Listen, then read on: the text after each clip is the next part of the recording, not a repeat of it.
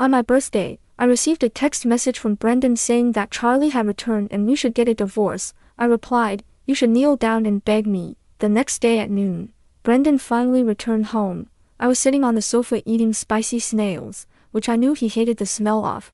I did it on purpose. He frowned and looked at me coldly, saying, "Bernadette, let's get a divorce." I said, "Good idea." He asked, "What about the property and the company?" I replied, "They both belong to me. You should leave with nothing." He was taken aback and asked, "Why?" I answered, "Because the person who proposed marriage was you, and the person who wants a divorce is you. You think marriage is like shopping on Taobao. You can return it within 7 days without any reason." He thought for a moment and said, "The house and other things can be yours, but the company is not." "Don't be unreasonable," I said. "It'll be unreasonable anyway." Brendan ignored me and turned to leave. He is the kind of person who doesn't want to say a word when he meets someone who doesn't agree with him.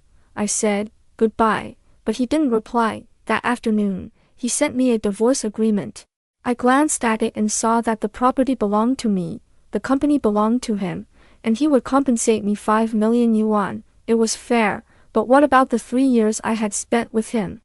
3 years ago, Brendan's company faced financial difficulties and was on the brink of bankruptcy. He proposed to me, and I agreed after that. My father lent him 5 million yuan. For the past 3 years, I've accompanied him to various gatherings and helped him establish connections. I've entertained all sorts of shady characters. If it weren't for me, how could he have his current status and wealth? Now he wants to dump me and fly off with his moonlight lover. It's pure daydreaming.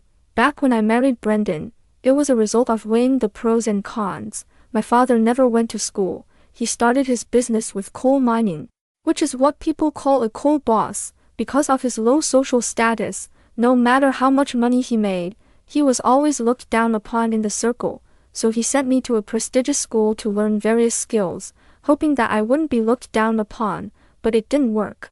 No matter how hard I tried, in others' eyes, I would always be the daughter of a coal boss. Later, I realized that to change my background, I could only rely on marriage. Brendan was the one who entered my line of sight at that time. He was from a well-educated family and had elegant manners, and was hailed as the most promising entrepreneur. In the HKU Summer Institute, I held a glass of milk, while he held a coffee concentrate. We collided on a step, and the coffee concentrate mixed with the milk. We thought we were a perfect match at the time, but now. To find out what happens next, please copy the following link or click on the link at the top of the comment section to register for the University of Hong Kong Summer Institute.